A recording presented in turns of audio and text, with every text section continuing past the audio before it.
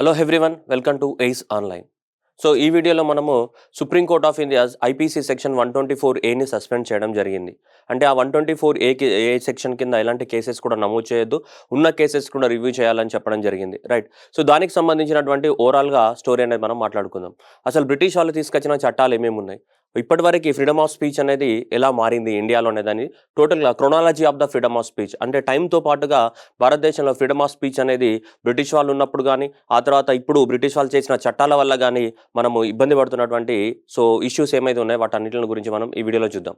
And first of all మనకు there is a beautiful quotation ఏంటిదంటే, so freedom is important than survival. Freedom is important than survival. మనిషికి స్వేచ్ఛ అనేది important బతకడం కన్నా కూడా. సో రోడ్డు మీద బతికేవాడు బతుకుతున్నాడు, మనం కూడా బతుకుతున్నాం, కానీ రిస్ట్రిక్షన్స్ మధ్యన బతకడం అనేది చాలా కష్టం.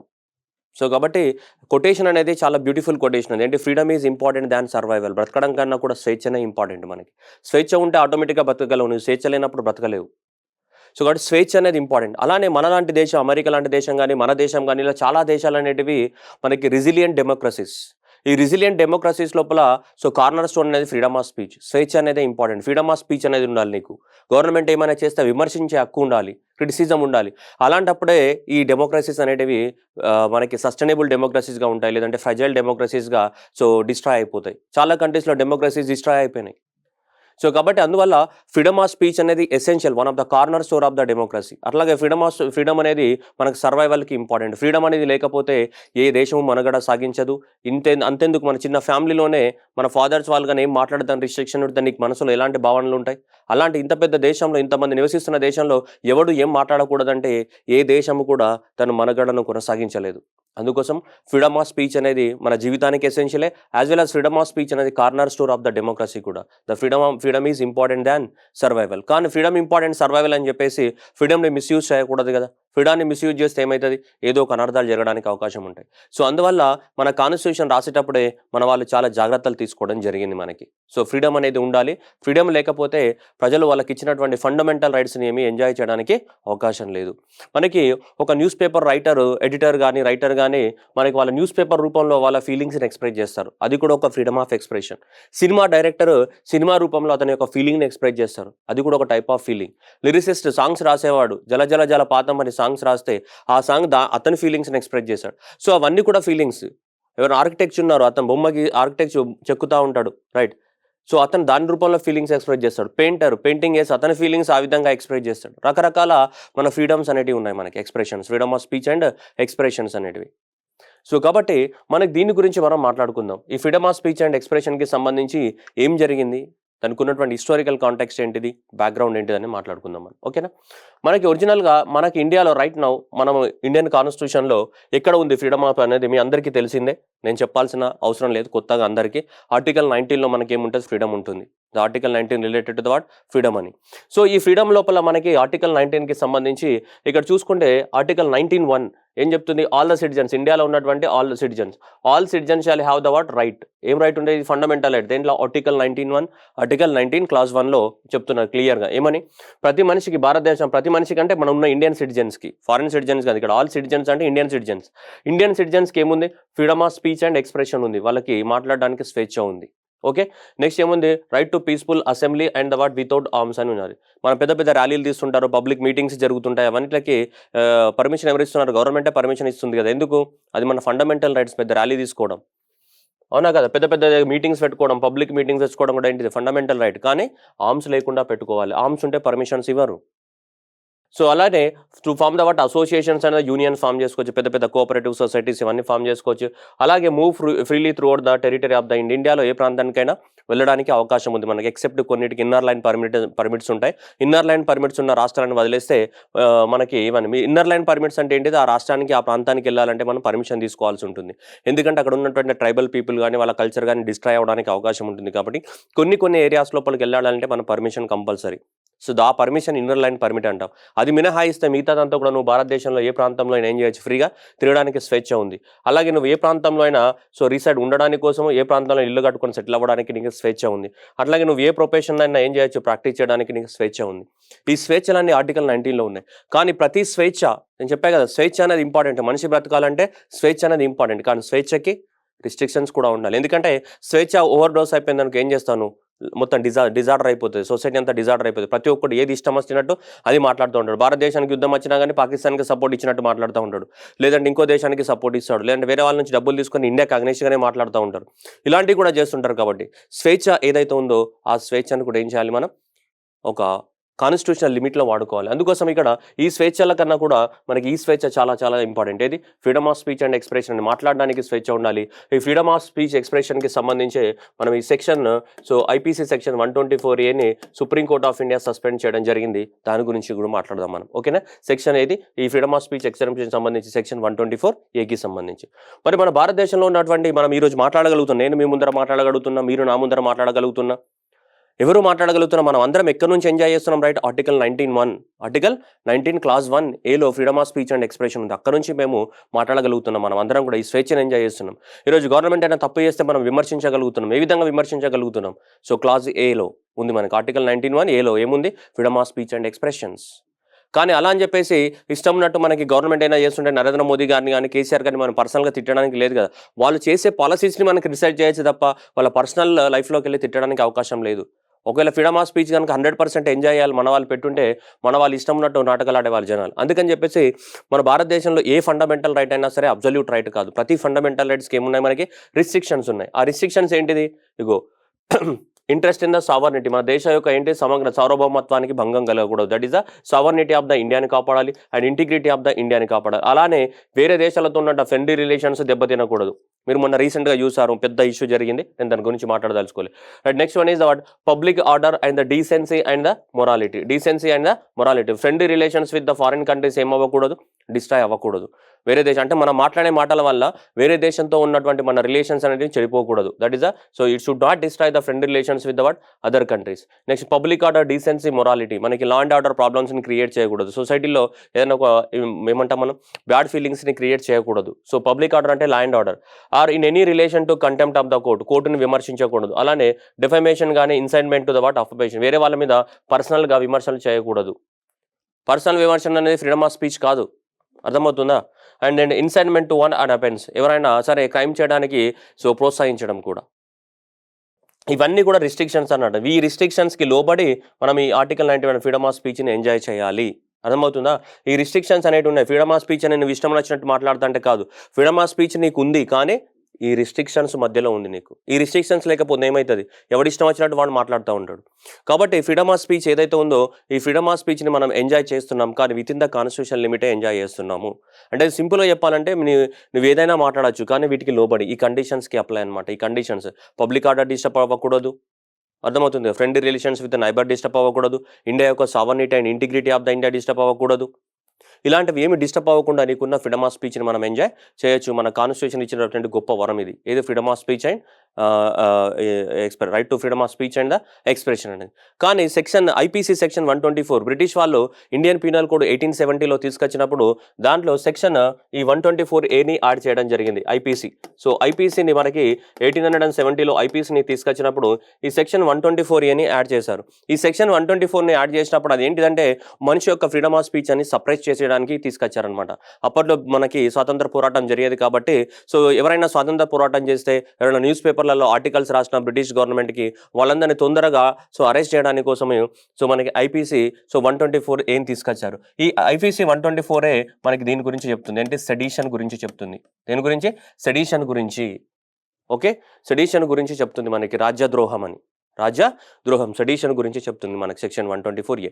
కానీ మనం సెక్షన్ 124A వెళ్ళే కన్నా ముందు మనకి బ్రిటిష్ వాళ్ళు మన దగ్గర భారతదేశంలో పోరాటం చేసినప్పటి నుంచి, అంటే మనం పోరాటం చేసినప్పటి నుంచి వాళ్ళు మన దేశంలో ఫ్రీడమ్ ఆఫ్ స్పీచ్ని ఎలా సప్రెస్ చేశారు? ఎవరు? బ్రిటిష్ వాళ్ళు. బ్రిటిష్ వాళ్ళు ఫ్రీడమ్ ఆఫ్ స్పీచ్ని తరతరాలుగా ఎలా సప్రెస్ చేసుకుంటూ మన కాన్స్టిట్యూషన్ అనేది ఎవల్యూషన్ జరిగిందో మనం ఒకసారి మాట్లాడదాం.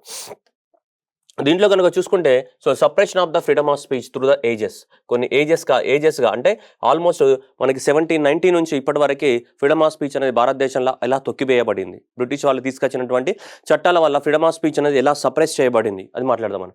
చూసుకుంటే మొదటిసారిగా సెన్సార్ యాక్ట్ 1799 తీసుకొచ్చారు. ఆ తర్వాత లైసెన్సింగ్ రెగ్యులేషన్ యాక్ట్ 1823. ఇవన్నీ కూడా న్యూస్ పేపర్స్ని రెగ్యులేట్ చేయడానికి తీసుకొచ్చిన చట్టాలు. News paper is nothing but ఆ రోజులలో మనకు ఉన్నటువంటి ఫ్రీడమ్ ఆఫ్ స్పీచ్ ఏంటిది?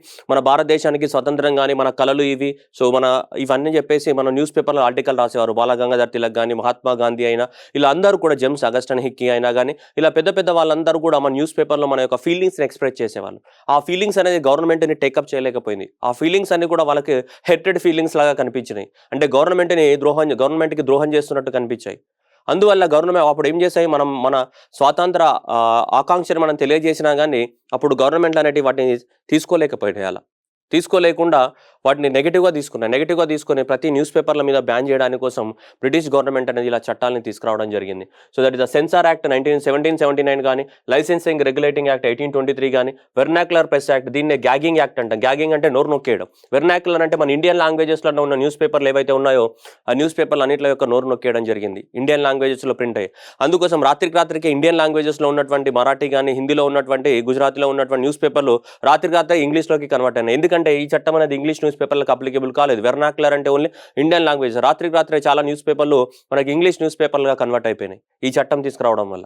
ఓకే, నెక్స్ట్ అంటే ఇది న్యూస్ పేపర్ యాక్ట్ 1908. ఇది ఇంకా చాలా ఎక్కువ మొత్తంలో తీసుకొచ్చి, ఎందుకంటే మనకు తెలుసు ఆల్రెడీ 1885 నుంచి 1905 వరకు మనకి మోడరేట్లు లాల్ బాల్ పాల్ వాళ్ళు మనకి స్వాతంత్ర పోరాటాన్ని జరిపారు. That is era of the what moderates ఎరా. అలాగే 1905 నుంచి మనకు తెలుసు ఎక్స్ట్రీమిస్ట్ దిగారు మనకి, అవునా? సో వీళ్ళు ఎక్స్ట్రీమిస్ట్ అనేది రావడం జరిగింది. ఇక్కడ ఎక్స్ట్రీమిస్ట్ లాల్ బాల్ పాల్ సో వీళ్ళు బాలగంగాధర్ తిలక్ వీళ్ళందరూ కూడా ఇక్కడ పోరాటం చేశారు, అరవింద ఘోష్. తర్వాత మనకి ఎక్స్ట్రీమిస్ట్లు అనే వాళ్ళు ఇక్కడ తీసుకొచ్చారు మనకి, లాల్ బాల్ పాల్ వాళ్ళందరూ ఎక్స్ట్రీమిస్ట్ మనకి. ఓకే, సో ఈ ఎక్స్ట్రీమిస్ట్ అనే వాళ్ళు ఇక్కడ లాల్ బాల్ పాల్ అంతా కూడా ఎక్స్ట్రీమిస్ట్ కదా, నేను ఇంతకు ముందు పొరపాటున ఇది అన్నట్టున్నాను, సో ఇక్కడ ఎక్స్ట్రీమిస్ట్ అనే వాళ్ళు లాల్ బాల్ పాల్, మనకి అరవింద ఘోష్, లాలా లజపత్ రాయ్, బాలగంగాధర్ తిలక్, బిపిన్ చంద్రపాల్, అరవింద ఘోష్, ఈ నలుగురు కూడా మనకి ఈ కేటగిరీ ఎక్స్ట్రీమిస్ట్ కేటగిరీ. సో 1905 నుంచి ఎక్కువ మొత్తంలో మనకి ఏమైనా ఎక్స్ట్రీమిస్ట్ యాక్టివిటీస్ ఇంక్రీజ్ అవ్వడం వల్ల ఇంకా ఫ్రీడమ్ ఆఫ్ స్పీచ్ని తొక్కేయాలని చెప్పేసి బ్రిటిష్ గవర్నమెంట్ అనేది లైసెన్సింగ్ చట్టాన్ని కూడా తీసుకొచ్చింది. ఆ గవర్నమెంట్ అనేది ఆ ప్రెస్కున్నటువంటి లైసెన్స్ని ఎప్పుడైనా తొలగించవచ్చు.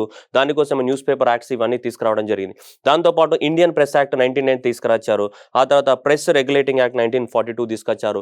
ఇవన్నీ కూడా బ్రిటిష్ వాళ్ళు తీసుకొచ్చిన చట్టాలు. దీన్ని భారతదేశం లోపల ఫ్రీడమ్ ఆఫ్ స్పీచ్ను తొక్కేయాలి అంటే మాట్లాడే స్వేచ్ఛ ఉండకూడదు, వాళ్ళు ఏం రాసే స్వేచ్ఛ కూడా ఉండకూడదు, ఏం చేసే స్వేచ్ఛ కూడా ఉండకూడదని సో ఇలా తీసుకురావడం జరిగింది.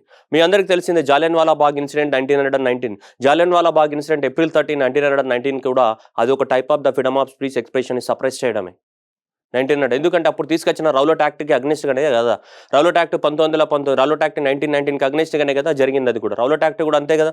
రౌలట్ యాక్ట్ కూడా మనుషులు ఏంటి ఎలాంటి ట్రయల్ ఎంక్వైరీ చేయకుండా ఏ పర్సన్ అయినా అరెస్ట్ చేయొచ్చు, 2 సంవత్సరాల పాటు జైల్లో పెట్టచ్చు రౌలట్ యాక్ట్ ప్రకారం. సో ఇక్కడ రౌలట్ యాక్ట్కి అగ్నిస్ట్గా జరిగిన జాలియన్వాలా బాగ్ ఇన్సిడెంట్ కూడా మనకి అది ఒక ఫ్రీడమ్ ఆఫ్ స్పీచ్ సప్రెషన్లో భాగమే అనుకోవచ్చు మనం. సో కాబట్టి ఇలా ఇవన్నీ ఉన్నాయి. సెన్సార్ యాక్ట్ కానీ, నెక్స్ట్ లైసెన్సింగ్ యాక్ట్ కానీ, వీటన్నిటి గురించి మాట్లాడదాం మనం. సో మనకి ఫస్ట్ భారతదేశంలో స్టార్ట్ అయినటువంటి ఫస్ట్ న్యూస్ పేపరు మనకు జేమ్స్ అగస్టన్ హిక్కీ గారు స్టార్ట్ చేశారు. That is the first news paper. ఇది James Augustus Hicky. So James Augustus Hicky ఇది మనకి బెంగాల్ గజెట్ అనే పేరుతోటి మనకు భారతదేశంలో స్టార్ట్ అయినటువంటి మొట్టమొదటి న్యూస్ పేపరు ఇది దట్ ఈస్ మనకు 1780sలో స్టార్ట్ అయింది. ఇది బెంగాల్ గజెట్. ఇతను జేమ్స్ అగస్టన్ హిక్కీ మనకు 1780లో స్టార్ట్ చేయడం జరిగింది first news paper. That is in the 1780 it was the James Augustus Hicky the published the news paper in India title Bengal gazette. Bengal gazette అనే పేరుతోటి లేదా కల్కత్తా జనరల్ అడ్వైజర్ అనే పేరుతోటి 1780లో మనకి స్టార్ట్ అయింది. కానీ అతను కూడా బ్రిటిష్ వాళ్ళకి అగ్నిష్గా రాయడం వల్ల కొన్ని అవి ఉండడం వల్ల అవుట్ స్పోకెన్ పర్సన్ అవ్వడం వల్ల 1782లో ఈ న్యూస్ పేపర్ని మనకి సీజ్ చేయడం జరిగింది బ్రిటిష్ వాళ్ళు. దీన్ని ఈ జేమ్స్ అగస్టన్ స్టార్ట్ చేసినటువంటి బెంగాల్ గజెట్ ఏదైతే ఉందో సో ఈ బెంగాల్ గజెట్ అనే న్యూస్ పేపర్ని బ్రిటిష్ వాళ్ళు సీజ్ చేశారు. ఎందుకంటే ఎక్కువ మొత్తంలో గవర్నమెంట్ మీద విమర్శలు రాయడం వల్ల ఫ్రీడమ్ ఆఫ్ స్పీచ్ ఉంది కదా మనకి ఫ్రీడమ్ ఆఫ్ స్పీచ్, దానివల్ల గవర్నమెంట్ అనేది దాన్ని తీసుకోలేకపోయింది, అంటే నెగిటివ్గా తీసుకుంటుంది. ఎవరైనా సరే ఇప్పుడు మనమైనా సరే గవర్నమెంట్ విమర్శిస్తే గవర్నమెంట్ ఏమనుకుంటుంది, నెగిటివ్ అనుకుంటుంది ఎవరైనా. కానీ నెగిటివ్ అనుకున్నా కానీ మనకు రైట్ ఉంది కదా, గవర్నమెంట్ అనుకొని కానీ మనం కావాలని నెగిటివ్ చేయట్లేదు కదా, రియాలిటీ గురించి మాట్లాడుతున్నాం మనం.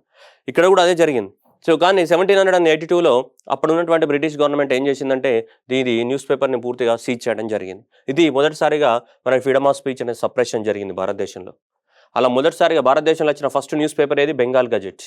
ఓకే, ఆ తర్వాత సెన్సార్షిప్ యాక్ట్ తీసుకొచ్చారు 1799లో. 1799లో సెన్సార్షిప్ యాక్ట్ తీసుకొచ్చిన గొప్ప మహానుభావుడు ఎవరయ్యా ఈ ఫ్రీడమ్ ఆఫ్ స్పీచ్ని తొక్కడానికంటే లార్డ్ వెల్లెస్లీ. ఎవరు తీసుకొచ్చారు? లార్డ్ వెల్లెస్లీ తీసుకురావడం జరిగింది. సో లార్డ్ వెల్లెస్లీ తీసుకురావడం తర్వాత చూడండి ఇక్కడ మీరు క్లారిటీగా అబ్జర్వ్ చేయండి, lines important. Every news paper చూడు ఇక్కడ చూడండి, ప్రింట్ ద సెన్సార్ అంటే అదే కదా, కట్ చేయడమే కదా. సినిమాకి కూడా సెన్సార్ ఉంటుందా లేదా? వీళ్ళు కూడా సెన్సార్ చేసి వాళ్ళకి నచ్చని న్యూస్ ఉంటే నచ్చలేదు అనుకో న్యూస్ ఏం చేయొచ్చు, కట్ చేసి పడేయచ్చు. ప్రింట్ చేయకరా బాయ్ న్యూస్ పేపర్ అని చెప్తాడు వాడు. సో కాబట్టి should print the names of the printer and the editor. చూడండి, ప్రింటర్ యొక్క నేమ్ కానీ అండ్ ఎడిటర్ యొక్క నేమ్ కానీ అండ్ నెక్స్ట్ దాని యొక్క ప్రొపరేటర్ యొక్క నేమ్ అనేది న్యూస్ పేపర్ పైన ప్రింట్ చేయాలి. దాంతోపాటు సెన్సార్షిప్ అంటే ఏంటిది? సినిమా రిలీజ్కి ముందు సెన్సార్ చేస్తాడా, సినిమా రిలీజ్ అయిన తర్వాత సెన్సార్ చేస్తాడా? అమ్మ సెన్సార్కి ముందే కదా, రిలీజ్కి ముందే కదా. రిలీజ్కి ముందు ఏముంటాయి, దాంట్లో ఏమైనా అన్వాంటెడ్ సీన్స్ ఉంటే ఏం చేస్తారు, కట్ చేస్తూ ఉంటారు లేదా మన సినిమా వాళ్ళు, సెన్సార్ వాళ్ళు. ఇక్కడ కూడా అంతే. ఏమన్నా చూడండి, before printing the what any material it should be submitted to the what secretary for the what censorship. This act was abolished by the what Hastings. తర్వాత హేస్టింగ్స్ అబాలిష్ చేశాడు ఈ యాక్ట్ని. కానీ చూడండి ఇక్కడ కూడా మనకి ఏది ప్రింట్ అయినా సరే మనకి దాన్ని ఫస్ట్ సెక్రటరీ ఆఫ్ ద స్టేట్కి సబ్మిట్ చేయాలి. ఆ సెక్రటరీ ఆఫ్ ద స్టేట్ చూసిన తర్వాత ఓకే అంటేనే న్యూస్ పేపర్ ప్రింట్ అవ్వాలి. సెన్సార్షిప్ అంటే అదే కదా. సో కాబట్టి అలా ప్రతిదీ మనం సబ్మిట్ చేయాలి. అలాగే ఈ ప్రింటర్ కానీ ఎడిటర్ కానీ ఇది అంటున్నారు కదా, ఈ నేమ్స్ అన్ని ఉండాలి. ఇలా ఈ విధంగా చాలా స్ట్రిక్ట్ రూల్స్ తీసుకొచ్చి మనకి ఫ్రీడమ్ ఆఫ్ స్పీచ్ని సపరేట్ చేయడం జరిగింది. ఎందుకు ఫ్రీడమ్ ఆఫ్ స్పీచ్ని సపరేట్ చేశారంటున్నాం? మన ఇష్టం వచ్చింది రాయడానికి వీల్లేదు. బ్రిటిష్ వాడికి నచ్చిందే ఉంటుంది న్యూస్ పేపర్లో. ఎందుకంటే వాడు ఏం చేస్తాడు, సెన్సార్ చేస్తాడు. ముందే న్యూస్ పేపర్ని ఏం చేస్తాడు, సెన్సార్ చేయడం జరుగుతుంది. సో అలా సెన్సార్ యాక్ట్ మనకి 1799 తీసుకురావడం జరిగింది. సో ఎవరు తీసుకొచ్చారు? లార్డ్ వెల్లెస్లీ తీసుకొచ్చాడు. లార్డ్ వెల్లెస్లీ తీసుకురావడం జరిగింది. Okay, right.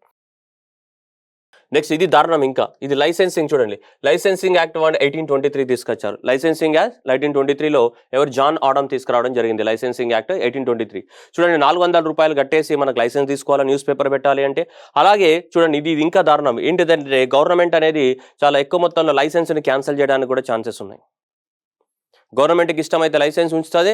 నువ్వు గవర్నమెంట్కి అగ్నిష్గా పేపర్లో రాస్తున్న న్యూస్ పేపర్లలో ఏమంటే అది రాస్తున్నావు అంటే నీ ఫ్రీడమ్ని ఉపయోగించుకుంటున్నావు అంటే గవర్నమెంట్ లైసెన్స్ని క్యాన్సిల్ చేయడానికి కూడా మనకి అర్హత ఉంది గవర్నమెంట్కి. అలాంటి చెత్త చట్టాన్ని తీసుకొచ్చారు 1823లో. ఏమని? సో ఈ 1823లో ఈ చెత్త యాక్ట్ని తీసుకురావడం జరిగింది. So that is the licensing regulating act ఎంత? 1823ని తీసుకురావడం జరిగింది. ఓకే, నెక్స్ట్ ఈ చట్టాన్ని అబాలిష్ చేసింది ఎవరంటే చార్లెస్ మెట్కాఫ్. జనరల్గా మనం చార్లెస్ మెట్కాఫ్ని మన ఇండియాలో మన ప్రెస్ని ఎక్కువ మొత్తంలో డెవలప్ చేసింది రైట్ ద చార్లెస్ మెట్కాఫ్ అని చెప్తుంటాం. That the is known as what famously for the what father of the what Indian press అని చెప్తుంటాం. ఫాదర్ ఆఫ్ ద ఇండియన్ ప్రెస్గా పిలుస్తూ ఉంటారు. ఎవరు? Charles Metcalfe. ఎందుకంటే చార్లెస్ మెట్కాఫే ఎక్కువ మొత్తంలో మన ఇండియాలో ప్రెస్కి ఫ్రీడమ్ ఇచ్చినటువంటి గవర్నర్ జనరల్గా ఉన్నాడు. కాబట్టి చార్లెస్ మెట్కాఫ్నే జనరల్గా మనకి father of the freedom of speech అని చెప్తుంటారు. ఎవరిని? చార్లెస్ మెట్కాఫ్ని. ఓకే, ఇది ఇంపార్టెంట్ బిట్టే, గుర్తుపెట్టుకోవాలి, Charles Metcalfe. And next this is important and ఇది ఎగ్జామ్లో రావడానికి ఛాన్సెస్ చాలా ఎక్కువగా ఉంది ఈసారి. Vernacular press act. Vernacular press act. Vernacular అంటే మన ఇండియన్ లాంగ్వేజెసే కదా. ఏ ఇయర్లో వచ్చిందమ్మా? 1878లో తీసుకొచ్చారు. బయవాడు లార్డ్ లిట్టన్ తీసుకొచ్చాడు దీన్ని. ఓకే, లిట్టన్ గారు లిట్ వేసాడు ఇక్కడ, రైట్. కాబట్టి ఇక్కడ వెర్నాక్యులర్ ప్రెస్ యాక్ట్ని vernacular press criticise award British rule and therefore British government came heavily on the what vernacular press. మన భారతదేశంలో ఉన్నటువంటి లోకల్ లాంగ్వేజ్ మరాఠీ కానీ, గుజరాతీ కానీ, హిందీ కానీ, ఆ రోజులలో ఉన్నటువంటి కొన్ని ఇంగ్లీష్లో కూడా ఉండేటివి న్యూస్ పేపర్లు. మేజర్గా అయితే హిందీ అని, మరాఠీ అండ్ బెంగాలీ ఈ లాంగ్వేజెస్లో ఎక్కువ మొత్తంలో న్యూస్ పేపర్లు ఉండేవి. ఆ న్యూస్ పేపర్లని గవర్నమెంట్ని బాగా క్రిటిసైజ్ చేయడం వల్ల బ్రిటిష్ వాళ్ళు ఈ వెర్నాక్యులర్ లాంగ్వేజ్లో న్యూస్ పేపర్లే ఉండొద్దు అని చెప్పేసి ఆల్మోస్ట్ సప్రెస్ చేయడానికి కోసం ఈ చట్టాన్ని తీసుకురావడం జరిగింది. ఓకేనా? సో కాబట్టి ఈ వెర్నాక్యులర్ ప్రెస్ యాక్ట్ని మనం గ్యాగింగ్ యాక్ట్ అని కూడా అంటాం. గ్యాగ్ అంటే నోరు నొక్కేయడమే కదా. గ్యాగ్ అంటే ఏంటిదమ్మా? మన నోరు నొక్కేయడమే కదా. సో గ్యాగ్ అంటే నోరు నొక్కేయడం అనమాట. సో దీన్ని మన గ్యాగింగ్ యాక్ట్ అని కూడా అంటాం. ఏది? వెర్నాక్యులర్ ప్రెస్ యాక్ట్ ఏదైతే ఉందో గ్యాగింగ్ యాక్ట్ అని కూడా అంటాం. ఏ ఇయర్లో వచ్చింది? This is important. 1878. ఎవరు తీసుకొచ్చాడు? లిట్టన్ తీసుకొచ్చాడు.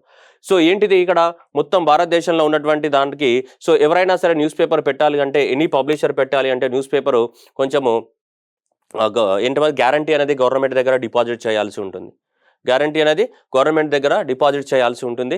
గ్యారంటీ అనేది గవర్నమెంట్ దగ్గర డిపాజిట్ చేయాల్సి ఉంటుంది. దాని ప్రకారం వాళ్ళకి లైసెన్స్ అనేది ఇవ్వడం జరుగుతుంది. చూడండి, the magistrates criticise the public right the magistrates were authorised to ask the any publisher of the newspaper to give assurance. చూడండి, ఇక్కడ వరకు important. Assurance of not publishing anything threatening to the what peace and security.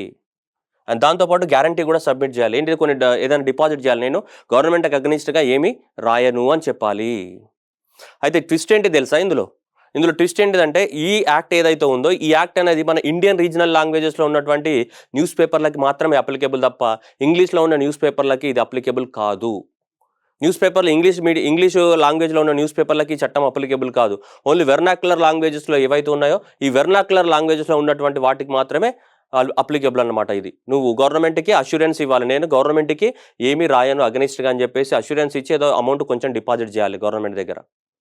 Magistrate decision అనేది ఏంటిది మనకు final అనమాట. Magistrate ఎవరైతే ఉంటారో ఆ లోకల్ అథారిటీలో ఆయన తీసుకునే డిసిజనే ఫైనల్. అలా ఎక్కువ మొత్తంలో మన ఇండియన్ న్యూస్ పేపర్ల యొక్క గొంతు నొక్కినటువంటి చట్టం ఏదంటే వెర్నాక్యులర్ ప్రెస్ యాక్ట్ 1878లో ఎవరు తీసుకొచ్చారు? లార్డ్ లిట్టన్ తీసుకురావడం జరిగింది.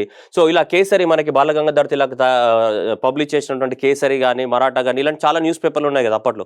ఈ రాత్రికి రాత్రే మనకి బెంగాలీ భాషలో కానీ గుజరాతీ భాషలో కానీ హిందీ భాషలో కానీ న్యూస్ పేపర్లు ఏవైతే ఉన్నాయో ఈ న్యూస్ పేపర్లు అన్నింటిని మన వాళ్ళు రాత్రికి రాత్రే మనకి ఇంగ్లీష్ పేపర్లో కన్వర్ట్ చేయడం జరిగింది. అన్ని చాలా న్యూస్ పేపర్లు over the night English news పేపర్స్గా మారిపోయాయి because of the what vernacular press act of the 1878 by the what Lytton. Okay, so this law was not applicable to the what English press and it was repealed by the what Lord Ripon in the 1872. 1882లో మనకి lord Ripon దీన్ని ఈ చట్టాన్ని కొంచెం మార్పులు చేర్పులు చేశారు తప్ప దాన్ని కూడా మళ్ళీ పెద్దగా ఏం మార్చలేదు. సేమ్ యాస్టీస్ గానే కొనసాగింది. ఆయన తీసుకొచ్చిన కానీ పెద్ద తోపేం కాదు వీటి కానీ. Right, okay right. ఇది మాత్రం గుర్తుపెట్టుకోవాలా. గ్యాగింగ్ యాక్ట్ ఈ చట్టము మన భారతదేశంలో మనకి ఇండియన్ రీజనల్ లాంగ్వేజెస్లో ఫ్రీడమ్ ఆఫ్ స్పీచ్ని తొక్కేయడానికి తీసుకొచ్చిన చట్టం ఏదని మనకి ఎగ్జామ్లో అడగడానికి ఛాన్సెస్ ఉన్నాయి. ఏది? Vernacular press act. Vernacular press act అనేది. Next news paper act 1908. నేను ఇంతకుముందు చెప్పా కదా ఎక్స్ట్రీమిస్ట్. మనకి ఎక్స్ట్రీమిస్ట్ యాక్టివిటీస్ ఎవరు? లాల్ బాల్ పాల్ కానీ వీళ్ళందరూ కూడా ఎక్స్ట్రీమిస్ట్ యాక్టివిటీస్ అనే మనకు ఎక్కువ మొత్తంలో పెరిగాయి లేదా? 1905 నుంచి 1919 వరకు మనకి ఎక్స్ట్రీమిస్ట్ ఎరా కదా. మనకి ఎక్కువ మొత్తంలో ఎక్స్ట్రీమిస్ట్ ఎలా మనకి ఈ బాలగంగాధర్ తిలక్ కానీ బిపిన్ చంద్రపాల్ కానీ అరవింద ఘోష్ కానీ ఇలా చాలా మంది ఎక్స్ట్రీమిస్ట్ యాక్టివిటీస్ ఎక్కువ మొత్తంలో పెరిగిపోయినాయి భారతదేశంలో మనకి. ఎందుకంటే అంతకుముందు ఉన్నటువంటి మోడరేట్లు స్వాతంత్ర ఉద్యమం చేసినప్పుడు 1885 నుంచి 1905కి మోడరేట్ ఎరా ఉండే. మోడరేట్లో మన స్వాతంత్ర ఉద్యమం చేసినప్పుడు మోడరేట్ వాళ్ళు చిన్న చిన్న పీస్ఫుల్ అసెంబ్లీ అవి చేసేవాళ్ళు. కానీ ఎక్స్ట్రీమిస్ట్లో పెద్ద పెద్ద మాస్ మూవ్మెంట్ చేయాలని కోరుకునేవాళ్ళు. అందుకే పెద్ద పెద్ద వందే మాతరం మూవ్మెంట్ అని వచ్చింది. భారతదేశ స్వాతంత్ర సంగ్రామంలో 1857 తర్వాత 1857 రెవోల్ట్ తర్వాత ఆ తర్వాత మనకి 1905లోనే పెద్ద మూవ్మెంట్ వచ్చింది తప్ప 1905 వరకు భారతదేశంలో ఏ మూవ్మెంట్ లేదు. ఎప్పుడు 1857 ఝాన్సీ రాణి, ఆ తర్వాత 1905లోనే మనకు భారతదేశంలో వందే మాతరం ఉద్యమం వచ్చింది. కారణం ఏంటిదంటే అప్పుడు ఇండియాని వాళ్ళ భుజాలపైన మోసింది ఎవరు? ఈ ఎక్స్ట్రీమిస్టులు. బాలగంగాధర్ తిలక్, లాలా లజపత్ రాయ్, బిపిన్ చంద్రపాల్, అరవింద్ ఘోష్. ఈ ఎక్స్ట్రీమిస్టులు అనే వాళ్ళు భారతదేశాన్ని ముందుకు తీసుకెళ్లారు. అందుకోసం వీళ్ళు మాస్ మూవ్మెంట్లను బాగా నమ్ముకున్నారు. జనాలలోకి మాస్ మూవ్మెంట్ తీసుకురావాలి, రూరల్ ఏరియాస్లో ఉన్న పీపుల్ని ఎక్కువ ఇన్స్పైర్ చేయాలని అట్లా పెద్ద పెద్ద మాస్ మూవ్మెంట్లకి పెట్టింది పేరు వీళ్ళు ఎక్స్ట్రీమిస్టు. సో అలా మూవ్మెంట్స్ ఎక్కువైపోయినాయి ఇండియాలో. సో అందువల్ల ఈ న్యూస్ పేపర్ వాళ్ళు మళ్ళీ ఈ న్యూస్ పేపర్ యాక్ట్ 1908 తీసుకురావడం జరిగింది. దాదాపు ఈ న్యూస్ పేపర్ ప్రకారంగా 7 న్యూస్ పేపర్ చూడండి. ఇది మరీ దారుణం. ఇది ఎంత దారుణం అంటే చూడండి, magistrates had the power to చూడండి కన్ఫిస్కేట్ ద ప్రాపర్టీస్ అండ్ అసెస్ of the what news papers. ఏ న్యూస్ పేపర్ అయితే గవర్నమెంట్కి అగ్నెస్ట్గా రాస్తుందో ఆ న్యూస్ పేపర్ యొక్క ప్రాపర్టీస్ కానీ అవన్నిటిని కూడా మనకి గవర్నమెంట్ అనేది కన్ఫిస్కేట్ చేసుకోవచ్చు. చూడండి ఎంత దారుణం ఇది. దేని ద్వారా? మనకి న్యూస్ పేపర్ యాక్ట్ 1908 ద్వారా. ఎందుకంటే ఆ టైం లోపల భారతదేశంలో మనకి 1905 వందే మాతరం తర్వాత 1908 అదంతా కూడా చాలా ఎక్కువ మొత్తంలో పెద్ద ఎత్తున మూవ్మెంట్ జరిగింది మనకి 1908. సో కాబట్టి అలా మనకి ఎక్కువ మొత్తంలో బాలగంగాధర్ తిలక్ కూడా అరెస్ట్ అయింది ఆ ప్రాంతంలోనే మనకి. సో ఇలా మనకి చాలా పెద్ద ఎత్తున మూవ్మెంట్ జరిగినాయి ఈ మధ్య కాలంలోనే. సో ఇవి మనకి 1870 ఇక్కడ చూసిన తర్వాత ఇది 1878. దీనికన్నా ముందే మనకి 1823 ఉంది. మధ్యలో మనకి ఇండియన్ పీనల్ కోడ్ కూడా తీసుకొచ్చారు. 1870లోనే మనకి ఇండియన్ పీనల్ కోడ్ వచ్చింది. దాని గురించి కూడా మనం మాట్లాడదాం. ఎప్పుడు? 1870లోనే. ఈ 1870లోనే మనకి ఇండియన్ పీనల్ కోడ్లో ఈ ఐపీసీ సెక్షన్ 124A యాడ్ చేశారు వాళ్ళు 1870లో. దీని ప్రకారం ఏంటిదంటే ఎవరైనా సరే గవర్నమెంట్కి అగ్నెస్ట్గా మాట్లాడితే వారిని అరెస్ట్ చేసి పడేయచ్చు అనమాట, సింపుల్గా చెప్పాలి అంటే. సో అది తీసుకురావడం జరిగింది. దాంతోపాటు ఇగో ఈ చట్టాలన్నీ కూడా ఉన్నాయి. సో దీని గురించి మనం సపరేట్గా మాట్లాడదాం ఎండ్లో. ఓకే, అసలు యాక్చువల్ ఇష్యూ ఇదే కదా. Okay, next 1910. సో 1910లో ఇది కూడా వెర్నాక్యులర్ ప్రెస్ యాక్ట్ లాంటిదే. వెర్నాక్యులర్ ప్రెస్ యాక్ట్ ఏదైతే మనకి విపిఏ అని చెప్పాం కదా. So VPA vernacular press act 1878లో వచ్చింది కదా. సో అలాంటిదే ఇది కూడా. ఇది వెర్నాక్యులర్ ప్రెస్ యాక్ట్ లాంటిదే, ఇండియన్ ప్రెస్ యాక్ట్ 2000 ఇది. So that is this act is reviewed the what worst features of the what vernacular press act. Vernacular press act ఏవైతే ఉందో దాంట్లో ఉన్న ఫీచర్సే మళ్ళీ రివైవ్ చేయడం జరిగింది. చూడండి అక్కడ చూడండి, local government was empowered to demand the what security at the registration form for the printer and the publisher and forfeit register it was offending the newspaper and the same newspaper submit the what copies అదే story. Local గవర్నమెంట్కి 2 news paper యొక్క copies submit చేయాలి. Local government అనేది మళ్ళీ వాళ్ళ యొక్క ప్రాపర్టీని confiscate చేసుకోవడానికి కానీ వాళ్ళ నుంచి ఏమైనా డిమాండ్ గ్యారంటీని యాక్సెప్ట్ చేయడానికి కానీ ఇవన్నీ లోకల్ గవర్నమెంట్కి పర్మిషన్స్ ఇవ్వడం జరిగింది. దేని ద్వారా? సో దీని ద్వారా ఇండియన్ ప్రెస్ యాక్ట్ 1910 ద్వారా లోకల్ గవర్నమెంట్స్కి పవర్స్ ఇవ్వడం జరిగింది. ఇదేంటిది? న్యూస్ పేపర్ యాక్ట్ ద్వారా ఏం చేశారు? ఆ ప్రాపర్టీని అంతా కూడా లాగేసుకోవచ్చు ఒకవేళ. సో దీని ప్రకారం ఏంటిది మనకి? సో కాన్ఫిస్కేట్ చేసుకోవడానికి అవకాశం ఉంది. లోకల్ గవర్నమెంట్కి పవర్స్ ఇవ్వడం జరిగింది. దేని ద్వారా? ఇండియన్ ప్రెస్ యాక్ట్ ద్వారా. Right. Next one 1942. So 1942 registration of the journalist was ways mandatory. That is the Press Regulating Act 1942 ప్రకారం ఈ జర్నలిస్ట్ యొక్క registration compulsory and the limitations for imposed on the messages regarding the what civil disturbances. మనకు భారతదేశంలో movement జరుగుతున్నాయి 1942 అంటే అప్పుడు ఇంకా మన quit India movement time. So ఆ క్విట్ ఇండియా మూవ్మెంట్ టైంలో తీసుకురావడం జరిగింది. Prohibition of the news was imposed regarding the acts of the what subtoge limitations on the headlines and space given to the what news disturbances and the limitations on the headline. చూడండి జర్నలిస్టుల యొక్క registrations mandatory. అప్పుడు British వాళ్ళకి ఫేవర్గా ఉన్నటువంటి జర్నలిస్టులకు ఏమి ఇచ్చేవాళ్ళు, రిజిస్ట్రేషన్స్ ఇచ్చేవాళ్ళు. అట్లాగే న్యూస్ పేపర్లలో ఏం హెడ్లైన్ వేయాలనేది కూడా గవర్నమెంట్ రెగ్యులేట్ చేసేది. పేరులోనే ఉంది కదా, that is the press regulating act అని. సో అది న్యూస్ పేపర్లో ఏం హెడ్లైన్ వేయాలి, దేనికి ఎంత స్పేస్ ఇవ్వాలి అనేది కూడా గవర్నమెంట్ డిసైడ్ చేయడానికి దాకా వెళ్ళింది. చూడండి, ఫ్రీడమ్ ఆఫ్ స్పీచ్ని తరతరాలుగా ఇలా తొక్కుకుంటూ వచ్చారనేది మనకి నిదర్శనం. ఫ్రీడమ్ ఆఫ్ స్పీచ్ని బ్రిటిష్ వాళ్ళు మనకి మొదటిసారిగా ఇలా సెన్సార్ యాక్ట్ ద్వారా, మనకి జేమ్స్ ఆగస్ట్కి ఇది బ్యాన్ చేసిన తర్వాత సెన్సార్ యాక్ట్ ద్వారా సెన్సార్ చేయడం, ఆ తర్వాత మనకి రెగ్యులేటింగ్ యాక్ట్ 1822 ద్వారా దీనికి పబ్లిక్ డిపాజిట్ చేయడము, లైసెన్స్ కంపల్సరీగా ఉండడం, లైసెన్స్ని ఏ టైంలో అయినా క్యాన్సిల్ చేయొచ్చు మనకి ఫ్రీడమ్ ఆఫ్ స్పీచ్ని. మళ్ళీ వెర్నాకులర్ ప్రెస్ యాక్ట్ భారతీయ లాంగ్వేజ్లో ఉన్నటువంటి న్యూస్ పేపర్లను మొత్తం తొక్కిపడేయడం. ఆ తర్వాత మనకి ఈ న్యూస్ పేపర్ యాక్ట్ 1998 తర్వాత ఆ ప్రాపర్టీని కాన్ఫిస్కేట్ చేసుకోవచ్చు న్యూస్ పేపర్ వాళ్ళకి. సో ఆ తర్వాత ఇండియన్ ప్రెస్ యాక్ట్ ద్వారా సో మళ్ళీ వరెస్ట్ ఫీచర్స్, ఆల్మోస్ట్ ఇది కూడా వెర్నాకులర్ ప్రెస్ యాక్ట్ లాంటిదే. నెక్స్ట్ ఈ ప్రెస్ రెగ్యులేటింగ్ జర్నలిస్ట్ మ్యాండేటరీ. అట్లాగే న్యూస్ పేపర్లలో హెడ్లైన్స్ ఏంటిది, దేనికి ఎంత స్పేస్ ఇవ్వాలి, ఈ కథా కార్ఖానా అంతా కూడా ఈ ప్రెస్ రెగ్యులేటింగ్ యాక్ట్ 1942 ద్వారా మెయింటైన్ చేశారు వీళ్ళు. సో ఇలా రోజుకి మనకు ఫ్రీడమ్ ఆఫ్ స్పీచ్ని సపరేట్ చేస్తూ పోయారు ఎవరు, బ్రిటిష్ వాళ్ళు. మనకి ఇండియాకి ఇండిపెండెన్స్ వచ్చిన తర్వాత మనం కాన్స్టిట్యూషన్ రాయడం మొదలుపెట్టాం. మన కాన్స్టిట్యూషన్ రాసినప్పుడు మన కాన్స్టిట్యూంట్ అసెంబ్లీ ఫామ్ అయింది. మన కాన్స్టిట్యూంట్ అసెంబ్లీలో మన డిస్కషన్ జరిగింది. మరి సో దేని గురించి డిస్కషన్ జరిగింది అంటే దేని గురించి డిస్కషన్ జరిగింది, ఇప్పుడు మాట్లాడదాం దాని గురించి. దేని గురించి, section IPC section 124A.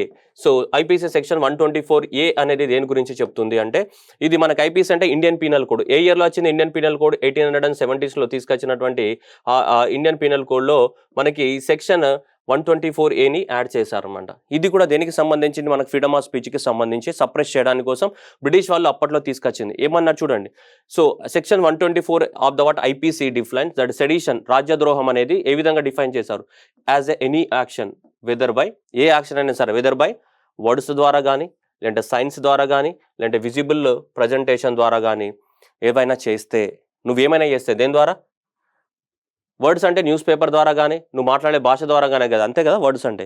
Words ద్వారా కానీ, లేదంటే సైన్స్ ద్వారా కానీ, వర్డ్స్ ద్వారా కానీ లేదా సైన్స్ ద్వారా కానీ, ఆర్ అదర్వైజ్ విజిబుల్ రిప్రజెంటేషన్ ద్వారా ఏం చేస్తే ఇగో ఇవన్నీ అయితే ఇవన్నీ చేయడం ద్వారా, వర్డ్స్ ద్వారా కానీ, సైన్స్ ద్వారా కానీ, విజిబుల్ రిప్రజెంటేషన్ వల్ల ఏం జరిగితే, which brings or attempts to bring hatred, contempt or excites, ఇలాంటివి తీసుకొస్తే, ఒక ఏంటి హేట్రెడ్ ఫీలింగ్ని తీసుకొస్తే, హద్దులు దాటడానని ఫీలింగ్ తీసుకొస్తే, excites an attempt to excite the what, so excite to disaffection towards the what government established by the what law in India. ఏం అర్థమైందా? హేట్రెడ్ ఫీలింగ్ తీసుకురావచ్చు, ఓకేనా. Hatred feeling. కంటెంప్ట్ అంటే ఇచ్చిన జడ్జిమెంట్ అని ఫాలో అవ్వకుండా లా డిసోబే చేయడం కంటెంప్ట్ అని చెప్పొచ్చు. ఇక్కడ ఇది లాస్ట్ ఇది ఓకే, ఈ రెండు పదాలు ఓకే, పర్వాలేదు. హేట్రెడ్ అంటే ఓకే, దాన్ని మనం తీసుకొచ్చుకొని. అంటే అవి కూడా కొంచెం వేగ్ మీనింగే ఉంది. యాక్చువల్లీ ఇప్పుడు 124 సస్పెండ్ చేయడానికి రీజన్ ఏంటిదంటే, సరే ఒక person visible representation words of science తోటి మాట్లాడడం వల్ల అది గవర్నమెంట్కి హేట్రెడ్ ఫీలింగ్ని కలిగించిందా, అది గవర్నమెంట్కి కంటెంప్ట్ని కలిగించిందా, అది కోర్టుకి కంటెంప్ట్ని కలిగించిందా, లేదు అంటే అది మనకి గవర్నమెంట్కి ఎగ్జైట్ ద డిసఫెక్షన్, గవర్నమెంట్కి డిసఫెక్షన్ అయిందని ఏ విధంగా డిఫైన్ చేస్తావు దాన్ని? నేను ఒక మాట మాట్లాడినా అది గవర్నమెంట్కి అది హేట్రెడ్ అని ఎలా చెప్తావు? ఈ పాలసీ బాగలేదంటే కూడా అది హేట్రెడ్ స్పీచేనా? కాదు కదా. సో కాబట్టి దానికి ఒక పారామీటర్ అనేది ఉందా? పారామీటర్ అనేది లేదు. సో కాబట్టి ఎగ్జైట్ ద డిసఫెక్షన్, ఇది చాలా డేంజరస్. చూడండి, excite the disaffection towards the government established by the law. ఈ డిసఫెక్షన్ అంటే ఎట్లా డిఫైన్ చేస్తావు దాన్ని? నువ్వు మాట్లాడిన భాషలు గవర్నమెంట్కి నచ్చట్లేదు, డిసఫెక్షన్ టువర్డ్స్ ద గవర్నమెంట్ అని ఎలా డిసైడ్ చేస్తావు? నువ్వు మాట్లాడిన భాష హైట్రెడ్ అని ఎలా డిసైడ్ చేస్తావు? నువ్వు మాట్లాడిన వర్డ్స్ కానీ, సైన్స్ కానీ, విజిబుల్ రిప్రజెంటేషన్ కానీ అవన్నీ కూడా కంటెంప్ట్ అని ఎలా డిసైడ్ చేస్తావు నువ్వు? What is the basic criteria అన్నదే పాయింట్ ఇక్కడ. ఆ బేసిక్ క్రైటీరియా మీద క్లారిటీ లేదు కాబట్టి సో మనకి ఐపీసీ 124ని యూజ్ చేసుకొని వీళ్ళందరూ కూడా గవర్నమెంట్కి అగ్నిస్ట్గా మాట్లాడుతున్నారు. రాజ్యద్రోహం అనే పేరు మీద ఏం చేస్తున్నారు మనకి, సో చాలామంది మీద కేసుల్ని ఇస్తున్నారు. కానీ ఇది దేనికి అగ్నెస్ట్గా ఉంది మీరు ఆలోచించండి. మనకు ఆర్టికల్ 19(1) సో క్లాస్ ఏలో ఇదే ఉందే కదా already, freedom of speech and expression ఉందా లేదా? మరి ఫ్రీడమ్ ఆఫ్ స్పీచ్ ఎక్స్ప్రెషన్కి అగ్నెస్ట్గా కనిపిస్తుందా లేదా? ఫ్రీడమ్ ఆఫ్ స్పీచ్ అంటే మనం ఇంతకు ముందే చెప్పా కదా ఇనీషియల్గా నేను, మనకి freedom of speech is important, survival కన్నా కూడా freedom important. Freedom is more important than survival కదమ్మా. సో కాబట్టి మన ఫ్రీడమ్ ఆఫ్ స్పీచ్ని హరించి వేయడానికి కోసం తీసుకొచ్చినటువంటి ఒక సెక్షన్ ఇది. ఏది? Section 124A. నీకు మాట్లాడడానికి లేదు, గవర్నమెంట్ని విమర్శించినా తీసుకుపోయి ఏం చేస్తాడు, లోపల నూకి పడేస్తాడు. The word disaffection is provides explains that its includes the word disloyalty and all feelings of the word enmity. గవర్నమెంట్కి లోయల్గా ఉండకపోవడము అండ్ గవర్నమెంట్కి ఏంటిది హేట్రెడ్, ఎన్మిటీ అనే ఫీలింగ్స్ని కలిగించడం. సరే ఈ రోజు కన్నా ఇది ఇప్పుడు తీసుకొచ్చింది కాదు కదా, 1870లో తీసుకొచ్చింది. మరి 1870లో మనం ఏం చేసినా బ్రిటిష్ వాళ్ళకి నచ్చేది కాదు కాబట్టి ఆ విధంగా ఈ వర్డ్స్ పెట్టారు. కానీ స్వతంత్రం వచ్చిన 75 సంవత్సరాల భారతదేశం అని చెప్పి అమృత్కి ఆజాదీకి అమృత్ మహోత్సవ వర్షం సెలబ్రేట్ చేసుకుంటున్నాం మనము. మళ్ళీ ఇంకా ఏదైనా గవర్నమెంట్ని ఏదైనా అంటే అది disloyalty and it is creating the feeling of enmity అనడంలో అర్థం లేదు. చాలా డేంజరస్ ఇది. ఎందుకంటే ఫ్రీడమ్ ఆఫ్ స్పీచ్ అనేది that is the corner stone of the what democracy. డెమోక్రసీకే ఫ్రీడమ్ ఆఫ్ స్పీచ్. అలా ప్రతి ఒక్కరు గవర్నమెంట్ని విమర్శిస్తూ ఉంటే ప్రతి ఒక్కరిని సెడిషన్ ఏ బేసిస్ పైన అరెస్ట్ చేస్తున్నాం ప్రతి ఒక్కరిని, అండ్ గవర్నమెంట్కి డిస్లోయల్గా లేడు అండ్ గవర్నమెంట్కి ఎన్మిటీ ఫీలింగ్ని క్రియేట్ చేస్తున్నాడని చెప్పేసి సెక్షన్ 124A కింద మనం ఏం చేస్తున్నాం, చాలామందిని అరెస్ట్ చేస్తూ ఉన్నాం మనం. అంటే దాని అర్థం ఏంటిది, గవర్నమెంట్ ఏం చేసినా కానీ చూస్తూ ఉండాలనా? అలా చూస్తూ ఉంటే మరి ఆర్టికల్ 19లో ఇచ్చినటువంటి ఫండమెంటల్ రైట్కి మీనింగ్ ఏంటిది? మరి ఫ్రీడమ్ ఆఫ్ స్పీచ్ అండ్ ఎక్స్ప్రెషన్కి మీనింగ్ ఏంటిది? అంటే వీటన్నిటికి ఏం మిస్ అవుతుంది, ఒక డెఫినేషన్, ఒక క్లారిటీ అనేది మిస్ అవుతుంది. డిస్లోయాలిటీ అంటే ఏంటిది చెప్పగలవా? లేదు. మరి all feelings of the enmity అంటే ఏంటిది చెప్పగలవా? లేదు. ఎవడు ఇష్టం వచ్చినట్టు వాడు అన్వయించుకుంటున్నాడు వాటికి, వాడికి ఒక ప్రాపర్ డెఫినేషన్ అంటూ లేదు. సో అందువలన ఈ కంట్రవర్సీస్ నడుస్తున్నాయి. సో ఈ సెక్షన్ 124Aలో ఉన్నటువంటి వాటికి ఒక ఈ ఏమంటాం మనం, ఒక పర్టికులర్ డెఫినేషన్ అంతా ఇది వేగ్ అనమాట, చాలా వేగ్గా ఉంది. సో ఇది వేగ్గా ఉంది కాబట్టి మనకి ఇది తీసేయాలని చెప్పారు. చాలా వరకు కోర్టులు ఏం చేశాయి, చాలా వరకు కోర్టులలో 1950s నుంచి కేసులలో కోర్టులో కేసులు ఫైల్ చేసినప్పుడు చాలా హైకోర్ట్స్ ఏం చేశాయంటే ఇదంతా కూడా సెక్షన్ 19(1)కి కానీ, సో సెక్షన్ 19కి కానీ 124A కానీ రెండు ఆపోజిట్, అసలు ఇది ఫ్రీడమ్ ఆఫ్ స్పీచ్ని సపరేట్ చేయడానికి ఇవన్నీ కూడా కొట్టేసినాయి చాలా హైకోర్ట్స్. కానీ 1962లో మనకి Kedarnath versus state of Bihar స్టేట్లో 5 judge bench of the supreme court ఏం చెప్పిందంటే మన దేశం యొక్క సావర్నిటీ, ఇంటిగ్రిటీ కానీ, ఫ్రెండ్లీ రిలేషన్షిప్ విత్ నైబర్స్ కానీ, ఓకే, ఇవన్నీ protect, public order, morality, decency కానీ ఇవన్నిట్లను మనం కాపాడాలి అంటే మన భారతదేశంలో ఖచ్చితంగా ఫ్రీడమ్ ఆఫ్ స్పీచ్ పైన రిస్ట్రిక్షన్స్ ఉండాలని చెప్పేసి 1960లో Kedarnath versus state of the Bihar కేసులో ఈ IPC 124 ఏదైతే ఉందో దాన్ని ఉంచాలని చెప్పింది సుప్రీంకోర్టు. కానీ ఇప్పుడు మళ్ళీ అదే ఈ 2022 సంవత్సరంలో జస్టిస్ ఎన్వి రమణ గారు ఇప్పుడు ఏం చెప్పారు, ఈ 124A అనేది ఇది ఇప్పుడు అవసరం లేదు, ఇది చెల్లిపోయింది, ఇది చాలా వరకు మన freedom of speech and expression ఏం చేస్తున్నా ఇది సపరేట్ చేస్తుంది, దీన్ని ఉంచుతారా తీసేస్తారా అని సెంట్రల్ గవర్నమెంట్ని అడిగారు. ప్రస్తుతానికి దాన్ని సస్పెండ్ చేసింది. ఇంకా 124A కింద ఎలాంటి కేసెస్ ఇప్పుడు నమోదు చేయొద్దు, సెడిషన్ కేసులు నమోదు చేయొద్దు. సెడిషన్ అంటే ఏంటిది, 124Aనే సెడిషన్ అంటే ఏంటిది, రాజద్రోహం అంటే ఏంటిది, మీనింగే లేదు రాజద్రోహానికి. ఇదంతా కూడా రాజద్రోహమే అంట. ఏదంటే అది అనుకో, హేట్రెడ్ అంటే రాజద్రోహమే, కంటెంప్ట్ అంటే రాజద్రోహమే, డిస్అఫెక్షన్ అంటే రాజద్రోహమే, డిస్లోయాలిటీ అంటే రాజద్రోహమే, all enmity of the feeling రాజద్రోహమే. ఏది రాజద్రోహం, ఎవరికి ద్రోహం, ఎక్కడ ద్రోహం, దానికి పర్టికులర్ క్లారిటీ లేదు మనకి. ఆ క్లారిటీ లేదు కాబట్టి ఇది మిస్యూజ్ ఎక్కువ అవుతుంది. ఏది 124A అనేది మిస్యూజ్ ఎక్కువ అవుతుంది. మరి 124A అనేది మిస్యూజ్ అవుతుంది కాబట్టి దీన్ని రిపీల్ చేయమని చెప్పింది, లేదంటే పూర్తిగా తీసేయమని చెప్పింది. మన అంటే యూనియన్ గవర్నమెంట్ కూడా సుప్రీంకోర్టులో చెప్పింది, మేము దీన్ని రిపీల్ చేస్తామని చెప్పింది, దీన్ని 124Aని. ఎందుకంటే ఈరోజు మనకి అరెస్ట్ చేయాలంటే ఇది ఒకటే చట్టం లేదు, అన్లాఫుల్ ప్రివెన్షన్ యాక్ట్ ఉంది, చాలా వేరే చట్టాలు కూడా ఉన్నాయి ఎవరైనా హేట్రెడ్ ఫీలింగ్ చేస్తే అరెస్ట్ చేయడానికి. ఈ 124 కింద అరెస్ట్ చేయాలని లేదు. ఒకవేళ 124A ఉంచినా కానీ దీని ఒక డెఫినేషన్ని కానీ, ఒకవేళ దీని యొక్క క్లారిటీని ఫుల్ క్లారిటీ ఇవ్వాలి. ఇట్లా వేగ్ టర్మ్స్ పెట్టేసి ఎవడేది మాట్లాడినా కానీ one freedom of speech arrange వేస్తా అంటే కష్టం ఇది. సో కాబట్టి ఈ కేదార్నాథ్ వర్సెస్ స్టేట్ ఆఫ్ బీహార్లో ఈ 124A ఉండాలి అని చెప్పింది సుప్రీంకోర్టు. కానీ అదే సుప్రీంకోర్టు ఇప్పుడు 2002లో ఏమంటుంది, ఇది కొంచెం ఓవర్ డోస్ అయిపోయింది, చాలా ఎక్కువ మొత్తం మిస్యూజ్ అవుతుందని చెప్తుంది ఇప్పుడు దేన్ని. సో ఇది ఎక్కువ మొత్తంలో మిస్యూజ్ అవుతుందని చెప్తుంది మనకి, అవునా. సో ఇది ఎక్కువ మొత్తంలో మిస్యూజ్ అవుతుంది, సో దీన్ని వాడకూడదు అని ఇప్పుడు సుప్రీంకోర్టు దాని మీద మనకి సస్పెండ్ చేయడం జరిగింది లాస్ట్ 2 months బ్యాక్. చూడొచ్చు మనకి బ్రిటిష్ కాలం నాటి రాజద్రోహ చట్టాన్ని నిలిపివేస్తున్నారు. 1870లో ఈ చట్టాన్ని ఏం చేస్తాం మనం తీసుకురావడం జరిగింది. ఎప్పుడు 1870లో ఈ చట్టాన్ని తీసుకొచ్చారు. 1891లో ఈ 124A కింద మనకు ఫస్ట్ తొలి కేసు నమోదైనది Bengali weekly news paper Bangobasi editor. Bengal news paper ఏది మంగోబాసి అనే న్యూస్ పేపర్ పైన సెక్షన్ 124A కింద మొట్టమొదటిసారిగా రాజద్రోహం సెడిషన్ అనే కేసు అనేది నమోదు అవ్వడం జరిగింది. ఈ 1970 నుంచి అందరికీ చట్టం గురించి తెలిసి వచ్చింది. ఎందుకంటే బాలగంగాధర్ తిలక్ని అరెస్ట్ చేయడం ద్వారా. బాలగంగాధర్ తిలక్ ఎందుకు అరెస్ట్ చేశారు? చైల్డ్ మ్యారేజెస్ గురించి మనకి ఆర్టికల్స్ రాసినందుకు సో మనకి బాలగంగాధర్ తిలక్ వీళ్ళందరినీ కూడా అరెస్ట్ చేయడం జరిగింది. శిక్ష నమోదు ఎలా పడవచ్చు? వారంటీ లేకుండానే అరెస్ట్ చేస్తారు, జీవిత ఖైదు కూడా విధించవచ్చు. ఈ చట్టానికి ఇప్పటివరకు చేసిన సవరణలు ఎన్ని? 1955లో చివరిసారిగా మన చట్టాన్ని చేయడం జరిగింది. అత్యధికంగా కేసులు నమోదైన రాష్ట్రాలు ఇవి.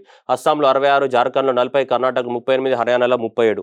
సో మొత్తం లాస్ట్ 2014 నుంచి 2020 వరకు దాదాపు 399 కేసులు అనేటివి నమోదైనాయి. దేని కింద?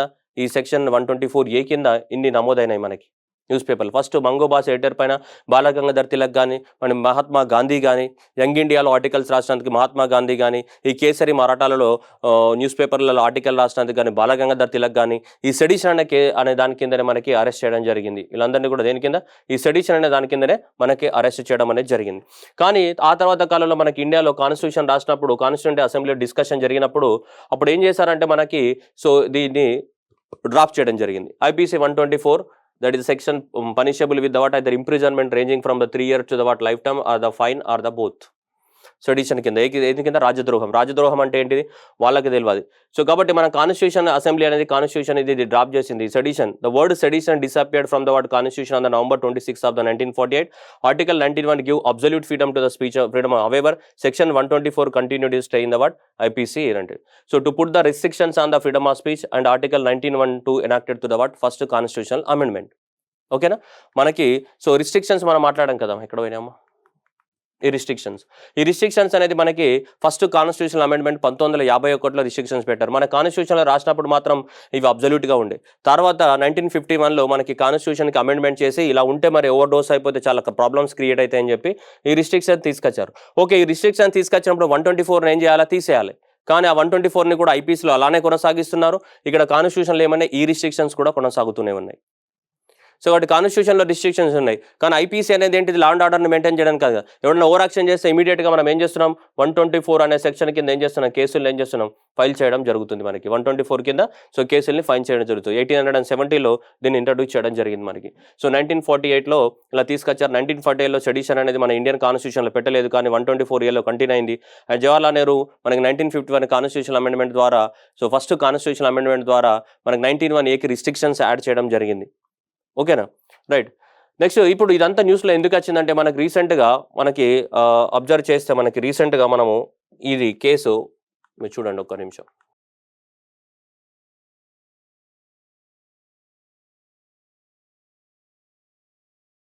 మనకి రీసెంట్గా సుప్రీంకోర్టులో ఈ కేసు అనేది మనకి డిస్కషన్ జరిగింది. ఈ కేసు డిస్కషన్ జరిగినప్పుడే ఏ case?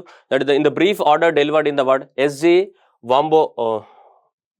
Umbatkere versus Union of India. That is the case lo 3-judge bench of the Supreme Court of India effectively superseded the operation of the 124A of the Penal Code of the IPC. ఈ కేసులో రీసెంట్గా మనకి 2022లో ఈ case డిస్కషన్లో చెప్పిందనమాట.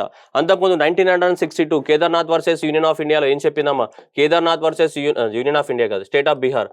Kedarnath versus state of బీహార్కి సంబంధించిన కేసులు ఏమైంది? 124A ఉండాలి అని చెప్పింది సుప్రీంకోర్టు. ఓకేనా? కానీ ఇప్పుడు ఏం చెప్పిందంటే ఈ 3-judge బెంచ్ ఇప్పుడు ఏమంటుంది ఇక్కడ ఈ కేసులో రీసెంట్గా 2022లో ఎవరు? ఓంబట్కేరే వర్సెస్ యూనియన్ ఆఫ్ ఇండియాలో ఈ 124Aని సస్పెండ్ చేయాలి. ఇంకా ఫ్యూచర్లో ఎలాంటి కేసెస్ని నమోదు చేయకూడదు. అవి పైగా ఈ కేసెస్ కింద ఎవరైతే ఆల్రెడీ కేసులు నమోదై ఉన్నాయో వాళ్ళందరూ కూడా బెయిల్ కోసం అప్లై చేసుకోవడానికి కూడా సుప్రీంకోర్టు ఛాన్స్ ఇవ్వడం జరిగింది. ఆ కేసులన్నింటిని రివ్యూ చేయమని కూడా చెప్పింది. అన్ని పోలీస్ స్టేషన్లో కూడా ఆ కేసెస్ అన్ని రివ్యూ చేయండి, వాళ్ళకి బెయిల్ కూడా ఇవ్వండి అని చెప్పడం జరిగింది. ఎందుకంటే ఇది ఫ్రీడమ్ ఆఫ్ స్పీచ్కి అగెనిస్ట్గా ఉంది మనకి. కాబట్టి అసలు యాక్చువల్గా ఏంటిది? ఈ 124 ఉండాలంటే 124కి బదులుగా ఇప్పుడు అన్లాఫుల్ ప్రివెన్షన్ యాక్ట్ ఇలా చాలా అన్లాఫుల్ ప్రివెన్షన్ యాక్ట్ కింద ఎవరినైనా అరెస్ట్ చేసుకోవచ్చు. ఇప్పుడు 124 సెక్షన్ ఏ అనేది మనకు అవసరం లేదు. కానీ ఒకవేళ 124 ఉంచుదామే అనుకుందాం, ఈ 124 అనేది ఉంచుదాం అనుకుందాం. ఈ 124 సెక్షన్ 124ని మన ఇండియన్ కాన్స్టిట్యూషన్లో ఉంచాలి అనుకున్నా కానీ దానికి ఏం చేయాలి? దీనికి ఒక ప్రాపర్ డెఫినేషన్ ఇవ్వాలి. దేనికి? అసలు ఏంటిది? ఇది సెడిషన్ అంటే ఏంటిది? రాజద్రోహం అంటే ఏంటిది? ఏది పడుతుంది రాజద్రోహమా? అసలు దేనిది? ఈ సెడిషన్కి హేట్రెడ్ అంటే ఏంటిది? కంటెంప్ట్ అంటే ఏంటిది? ఎగ్జైట్ అంటే ఏంటిది? ఈ డిస్లోయాలిటీ అంటే ఏంటిది? ఫీలింగ్స్ ఆఫ్ ద ఎనిమిటీ అంటే ఏంటిది? ఇవన్నిటికి ఏం చేయాలి? ఒక ప్రాపర్ డెఫినేషన్ అని ఇవ్వాలి, లేదా దీన్ని పూర్తిగా తీసేయాలి. అంతే తప్ప ఇట్లా ఏదంటే చిన్న వర్డ్స్ పెట్టేసి ఆ వర్డ్కి ఎవడు అనుకున్నట్టు వాడు మీనింగ్స్ తీసుకుంటే ఇక మనకి ఫ్రీడమ్ ఆఫ్ స్పీచ్ ఆర్టికల్ 19 ఎందుకు, ఇక ఫండమెంటల్ రైట్ తీసేస్తే అయిపోద్దాన్ని, ఊరికే ఫండమెంటల్ రైట్ తీసేస్తే అయిపోద్దిగా, దీన్నే ఉంచితే అయిపోద్దిగా. సో కాబట్టి ఆ ఫండమెంటల్ రైట్కి మనం ఎంజాయ్ చేయాలి అంటే మనం దీన్ని సప్రెస్ చేయాలి, దేన్ని 124A. కానీ ఇదేమైంది 124Aనే దీన్ని సపరేట్ చేస్తుంది, దేన్ని ఫండమెంటల్ రైట్ని సపరేట్ చేస్తుంది. సో కాబట్టి ఆల్రెడీ 19(2)లో రిస్ట్రిక్షన్స్ ఉన్నాయి. ఫండమెంటల్ రైట్ ఏదైతే ఉందో ఈ ఆల్రెడీ దీనికి మనకు 19(2)లో ఆల్రెడీ రిస్ట్రిక్షన్స్ ఉన్నాయి కదమ్మా. ఈ ఆల్రెడీ ఇవన్నిట్లకి లోబడే కదా మనం ఫ్రీడమ్ ఆఫ్ స్పీచ్ని ఎంజాయ్ చేసేది. ఇవన్నిట్లకు లోబడే ఫ్రీడమ్ ఆఫ్ స్పీచ్ని ఎంజాయ్ చేస్తున్నప్పుడు then what is the need of this 124A? ఇవన్నీ కూడా. సో కాబట్టి ఇది బిగ్ డిబేట్ ఇష్యూ అనమాట. సో మొత్తానికి ఓవరాల్గా జరిగింది ఇది మనకి. So 1962 Kedarnath versus state of బీహార్లో సుప్రీంకోర్టు అప్హోల్డెడ్ ద 124A. కానీ ఇప్పుడు Vombatkere versus union of India కేసులో సుప్రీంకోర్టు అనేది ఏం చేసిందని సస్పెండ్ చేయడం జరిగింది. సో కాబట్టి బ్రిటిష్ వాళ్ళు తీసుకొచ్చిన నుంచి ఇప్పటిదాకా మన ఫ్రీడమ్ ఆఫ్ స్పీచ్ ఇలా మారుతూనే వచ్చింది. సప్రెషన్. అందుకోసం మన కాన్స్టిట్యూషన్ అసెంబ్లీ మన వాళ్ళు రాసినప్పుడు ఫ్రీడమ్ ఈ ఆర్టికల్ 19(1) అబ్జల్యూట్ ఫ్రీడమ్గా పెట్టినారు. కానీ తర్వాత 1951లో మనకి జవహర్లాల్ నెహ్రూ గారు అమెండ్మెంట్ చేసి ఆర్టికల్ 19 క్లాస్ 2ను యాడ్ చేసి ఫ్రీడమ్ ఆఫ్ స్పీచ్కి రిస్ట్రిక్షన్స్ యాడ్ చేయడం జరిగింది. ఫ్రీడమ్ ఆఫ్ స్పీచ్కి రిస్ట్రిక్షన్స్ అయితే యాడ్ చేశారు కానీ 124ని తీయడం మాత్రం మర్చిపోయారు. ఆ 124 అలానే కంటిన్యూ అవుతుంది. ఈ 19(2) కింద ఫ్రీడమ్ ఆఫ్ రిస్ట్రిక్షన్స్ అలానే కంటిన్యూ అవుతున్నాయి. ఫ్రీడమ్ ఆఫ్ స్పీచ్ ఏమవుతుంది, సపరేషన్ అవుతూనే ఉంది.